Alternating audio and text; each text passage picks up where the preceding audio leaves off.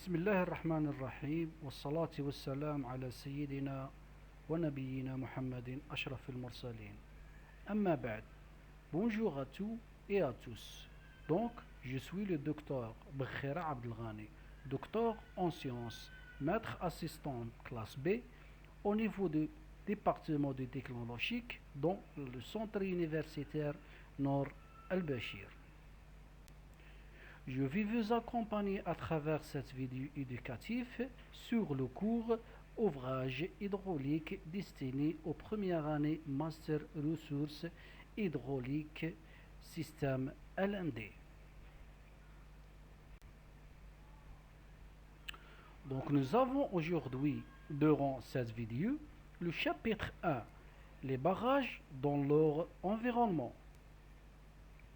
Donc, qu'est-ce que c'est les barrages? Donc, les barrages sont des ouvrages réalisés en travers des cours d'eau pour modifier le régime d'écoulement et permettre une utilisation rationnelle de l'eau avec de meilleures conditions pour les divers usages.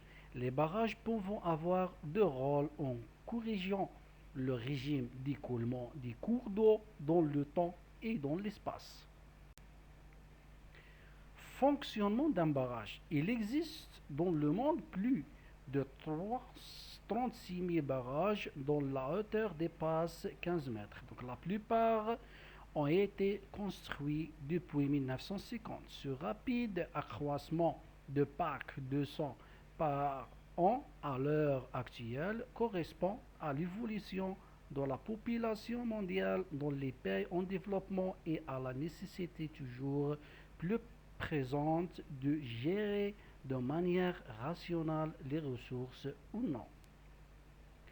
Les objectifs d'un aménagement comportant un barrage sont très variés. Premièrement, l'irrigation, 260 millions d'hectares sont irrigués dans le monde. Deuxièmement, génération d'électricité, l'énergie hydroélectrique avec une production annuelle de 2100 tonnes-heure. Troisièmement, nous avons le contrôle des crues. Quatrièmement, l'alimentation en eau potable ou industrielle. Ensuite, la régulation en vue de la navigation, le développement touristique et de loisirs, le recharge et l'assainissement des nappes phréatiques. Conditions naturelles d'un site. Nous avons plusieurs conditions naturelles d'un site. Premièrement, nous avons les données hydrologiques. L'étude hydrologique de bassin versant permet de définir les apports moyens du cours d'eau.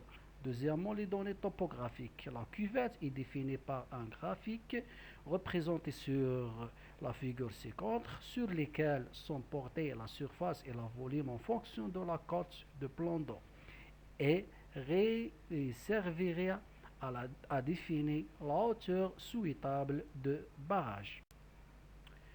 Troisièmement, les données géologiques et géotechniques. Chaque type de barrage requiert des propriétés mécaniques minimales spécifiques en matière de déformabilité et de résistance des appuis. Lorsque ceux-ci sont soumis aux forces appliquées directement par le barrage ou bien aux forces internes induites par la percolation de l'eau au sein de la fondation. Quatrièmement, les données sismologiques, l'étude sur une base historique ou déterministe, la sismotechnique de la sismicité du site et entreprise et aboutit à la définition de deux séismes de référence. Premièrement, le séisme de projet. Deuxièmement, le séisme maximal probable. Cinquièmement, nous avons les conditions générales d'environnement. D'autres natures de données moins importantes dans la mesure où elles n'influent que rarement sur la faisabilité d'un barrage. Chers étudiants, merci de votre attention. Si vous avez des questions, n'hésitez de nous contacter. Merci beaucoup.